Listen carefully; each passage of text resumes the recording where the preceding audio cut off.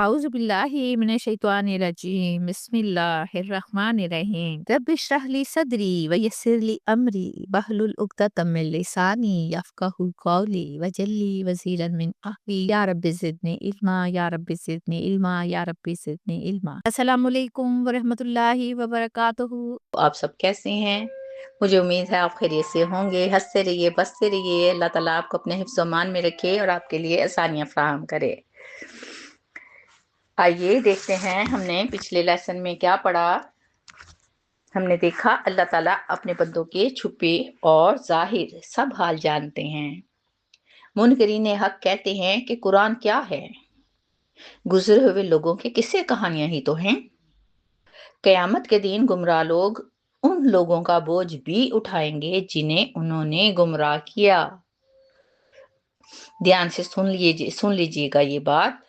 اور پہلے لوگوں نے بھی اللہ کے خلاف سازشیں کی، پھر انہیں عذاب کا سامنا کرنا پڑا۔ آج ہم پڑھیں گے آیت نمبر 27۔ ثم یوم القیامتی، پھر قیامت کے دن وہ یخزیہم، وہ رسوا کرے گا انہیں، ویقولو، اور کہے گا، اینا، کہاں ہے، شرکائی الذین، میرے وہ شریک جو کنتم تشککون فیہ، تم لڑتے جھگڑتے ان کے بارے میں۔ قال الذین، کہیں گے وہ لوگ، اوتوا العلم، جنہیں علم دیا گیا، ان الخزي اليوم، بے شک رسوائی آج کے دن، والسوء علی الکافرین، اور برائی کافروں پر ہے۔ اللہ سبحانہ وتعالیٰ اس آیت میں مشرکین کے بارے میں بتا رہے ہیں کہ قیامت کے دن اللہ تعالیٰ مشرکین کو رسوا کریں گے، ذلیل کریں گے۔ تھوڑا سا یہاں رک کر دیکھتے ہیں۔ دیکھیں، مشرک لوگ چاہے دنیا کے کسی حصے میں بھی ہوں اور چاہے وہ مسلمانوں میں ہی کیوں نہ ہوں، اللہ تعالیٰ پر ایمان رکھتے ہوئے وہ اپنی دعاؤں اور تمناؤں کا مرکز جب اپنے مال و دولت، اپنی علمی ڈگریوں کو، اپنے آباء و اجداد کی غلط روایات کو، یا قبروں اور مقبروں کو بنا لیں یا بابوں کو بنا لیں، تو وہ دنیا میں تو رسوا ہوتے ہی ہیں۔ اللہ تعالیٰ فرماتے ہیں انہیں قیامت میں بھی رسوا کریں گے اور سوال کریں گے، ہاں اب بتاؤ تمہارے وہ شریک کہاں ہیں جن کی تم پوجا کیا کرتے تھے۔ قیامت کے دن ان کی بے بسی ظاہر ہوگی جب ان سے سوال کیا جائے گا کہ لاؤ ان بتوں کو، اولیاء کو یا دوسرے معبودوں کو جن کی حمایت تم کرتے تھے، مومنوں سے بڑی بڑی جنگیں لڑنے کے لیے اور ضد کرنے پر تیار رہتے تھے۔ وہ شریک نہ تو ان کی مدد کر سکیں گے اور نہ ان کی موجودگی اس وقت ظاہر ہوگی۔ اگر ہوگی بھی تو وہ یہ کہیں گے کہ اے اللہ، ہم نے انہیں نہیں کہا تھا کہ ہمیں اللہ کے ساتھ ملاؤ۔ وہ مکر جائیں گے، وہ انکار کر دیں گے ان لوگوں کے بارے میں۔ اس وقت علم والے لوگ، یعنی حق کا علم رکھنے والے لوگ، انبیاء اور مومنین اعلان کریں گے کہ آج کی رسوائی اور ہر قسم کی بربادی صرف کافروں اور مشرکوں کے لیے ہے، مومنوں کے لیے تو عزت اور کامیابی ہے۔ دیکھیں، سورت کا آغاز اس جملے کے ساتھ ہوا تھا کہ اللہ کا حکم آ گیا، اور شرک کی مذمت کے ساتھ آگے بڑھ رہا ہے۔ شرک نہ صرف دنیا میں تباہی کا باعث بنتا ہے بلکہ آخرت میں بھی شدید ذلت اور رسوائی کا باعث ہے۔ مشرکین کی حمایت اس وقت بے بنیاد ثابت ہوگی جب ان کے معبودان باطل قیامت کے دن انہیں چھوڑ دیں گے۔ سورۃ النحل کی آیت نمبر 28 اور 29 پڑھتے ہیں۔ الذین تتوفاہم الملائکۃ، جو کہ جانیں نکالتے ہیں ان کی فرشتے، کن کی، جن لوگوں کا ذکر ہم ابھی پڑھ کے آ رہے ہیں۔ جب ان کی جانیں فرشتے نکالتے ہیں، ظالمی انفسہم، وہ ظلم کرنے والے ہوتے ہیں اپنی جانوں پر، فَأَلْقَوْا السَّلَامَ، تو مرتے وقت صلح پیش کرتے ہیں۔ کون لوگ؟ کافر لوگ، مشرک لوگ۔ مَا كُنَّا نَعْمَلُ، کہ نہیں تھے ہم کرتے، مِن سُوءٍ، کوئی برا کام، بلا ان اللہ، ہاں کیوں نہیں، یقیناً اللہ، علیم خوب جاننے والا ہے، بما کنتم تعملون، جو کچھ تم کیا کرتے تھے۔ نیکسٹ آیا ہے، فادخلوا ابواب جہنم، بس داخل ہو جاؤ جہنم کے دروازوں میں، खालिदीन फीहा, हमेशा रहने वाले हो इसमें। फलबीसा मस्वल मुतकब्बिरीन, और यकीनन बहुत बुरा ठिकाना है तकब्बुर करने वालों का। अल्लाह सुब्हान व तआला इस आयत में उन लोगों का जिक्र फरमा रहे हैं जिन्होंने अपनी जानों पर जुल्म किया। अब अपनी जानों पर जुल्म कौन करता है? किसका दिल चाहता है अपनी जान पे जुल्म करने को? देखें, ये जुल्म तब होता है जब हक को रद्द किया जाता है, अच्छी बात को नजरअंदाज किया जाता है, जब तकब्बुर और अना में अल्लाह ताला की दलीलों और निशानियों को जुटलाया जाता है, जब लोगों यानी कमजोरों को जुल्म का निशाना बनाया जाता है। तो ये लोगों पर जुल्म नहीं होता, बल्कि अपने आप पर जुल्म होता है जब हम तौहीद को रद्द कर रहे होते हैं। अल्लाह ताला फरमाते हैं, जब फरिश्ते उन लोगों की जानें निकालते हैं, अब यहाँ मौत के वक्त की बात हो रही है, मौत के फरिश्ते और उनके साथी उनकी जान निकालते हैं। सूरह इनफाल आयत नंबर 50 में अल्लाह ताला फरमाते हैं, आप देखते हैं जब फरिश्ते काफरों की रूहें निकालते हैं, इनके चेहरों और पीठों पर मारते हुए कहते हैं, जलने के अजाब का मजा चखो। सूरत अल-इनाम 93 में है, जालिम मौत की सख्तियों में होंगे और फरिश्ते हाथ फैलाए कहेंगे, अपनी जानें निकालो, तुम्हें जिल्लत वाला अजाब दिया जाएगा। हदीस पाक में है कि अजाब के फरिश्ते काले चेहरे वाले खुरदरे कपड़े टाट लेकर आते हैं।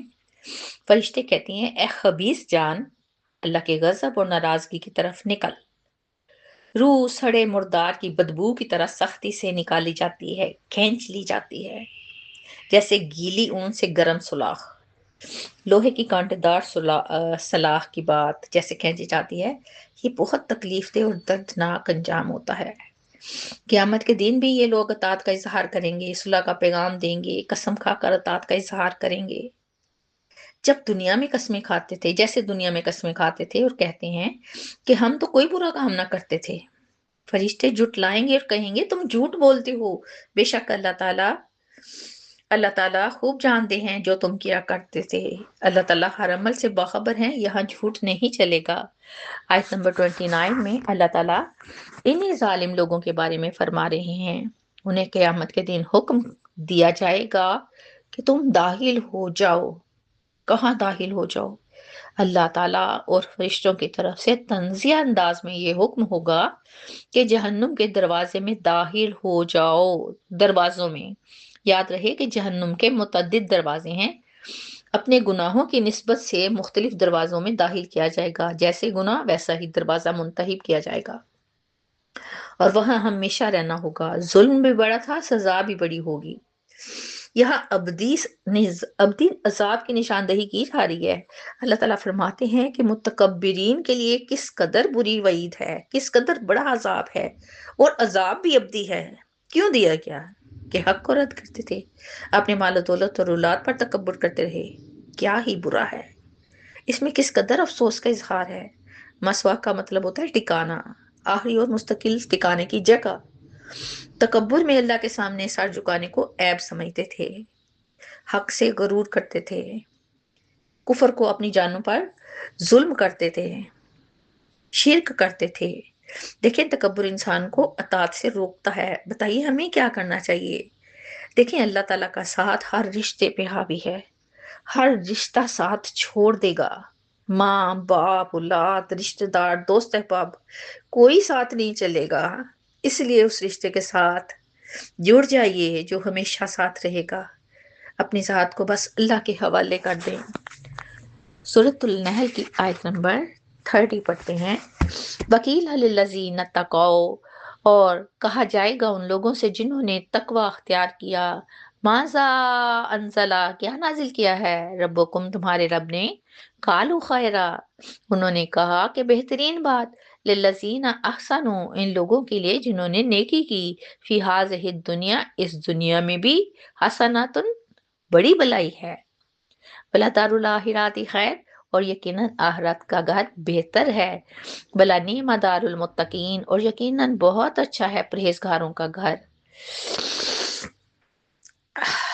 जालिमों को जहन्नुम की सजा सुनाने के बाद अल्लाह ताला इस आयत में मुमिनों को खुशखबरी सुना रहे हैं, मुत्तकी लोगों को मुजज़ाए हयात सुना रहे हैं کہ قیامت کے دن پرہیزگاروں سے پوچھا جائے گا۔ اب اس منظر کو نگاہوں میں لائیں ذرا۔ یہ آیت ہم سب کے لیے ہے۔ اگر ہم متقی ہیں، پرہیزگار ہیں، مومن ہیں، اللہ کے احکامات پر عمل کرتے ہیں، دوسروں کو نیکی کا حکم دیتے ہیں، برائی سے روکتے ہیں، تو یقیناً یہ آیت ہمارے لیے ہی ہے۔ شرک سے دور رہتے ہیں، اللہ سے ڈرنے والے ہیں۔ اللہ تعالیٰ فرماتے ہیں کہ سوال مشرکوں اور عام لوگوں کی طرف سے پوچھا گیا ہے کہ تمہارے رب نے تمہاری طرف کیا نازل کیا ہے؟ یاد رہے یہی سوال جب کافروں اور مشرکین سے پوچھا گیا تھا تو انہوں نے کیا جواب دیا تھا کہ یہ تو پہلے لوگوں کی قصے کہانیاں ہیں۔ اب یہی سوال مومن لوگوں سے بھی ہے، تو وہ کیا جواب دیتے ہیں؟ وہ جواب دیتے ہیں یہ سراسر خیر ہے۔ کیا قرآن پاک بھلائی ہے؟ قرآن دنیا اور آخرت دونوں کے لیے بھلائی ہے۔ کن لوگوں کے لیے؟ ان لوگوں کے لیے جنہوں نے اس دنیا میں احسان کیا، نیکی کی، حسن سلوک کیا، یعنی ایمان بھی سلامت رہا، عمل صالح بھی ادا ہوئے، اور اخلاقی حسن بھی۔ اور انہی لوگوں کے لیے تو آخرت کا بہت بہتر ہے۔ آخرت تو بہت بہتر ہے، کیا ہی خوبصورت ہے، کیا ہی عمدہ ہے، کس قدر تعریف کی گئی ہے اور خوشنودی کا اظہار ہے۔ پچھلی آیت میں جہنم کا منظر تھا، برے لوگوں کے لیے بہت ہی برا ٹھکانہ۔ اس آیت میں انہی باتوں کا جواب مومنوں کی طرف سے ہے کہ قرآن خیر ہی خیر ہے، اس اس پر اس عمل پر خیر ہی خیر ہے، بہتری ہی بہتری ہے۔ یہ نہ صرف دنیا میں بھلائی کا ذریعہ ہے بلکہ آخرت کی کامیابی بھی اسی سے ملتی ہے۔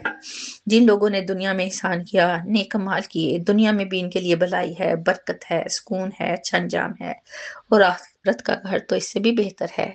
دنیا کی بھلائیاں عارضی ہیں جبکہ آخرت ابدی ہے۔ پرہیزگاروں کا گھر کیا ہی عمدہ ہے۔ مومنوں کے لیے تسلی ہے کہ وہ دنیا میں صبر سے زندگی گزار لیں، بس خیر ہی خیر ہے۔ میری بات آپ کی سمجھ میں آ گئی ہوگی، ویڈیو تھوڑی سی لمبی ہو گئی ہے، معذرت۔ اللہ تعالیٰ آپ کو خوش رکھے، آباد رکھے۔ اسی کے ساتھ میں اجازت چاہتی ہوں، اللہ حافظ۔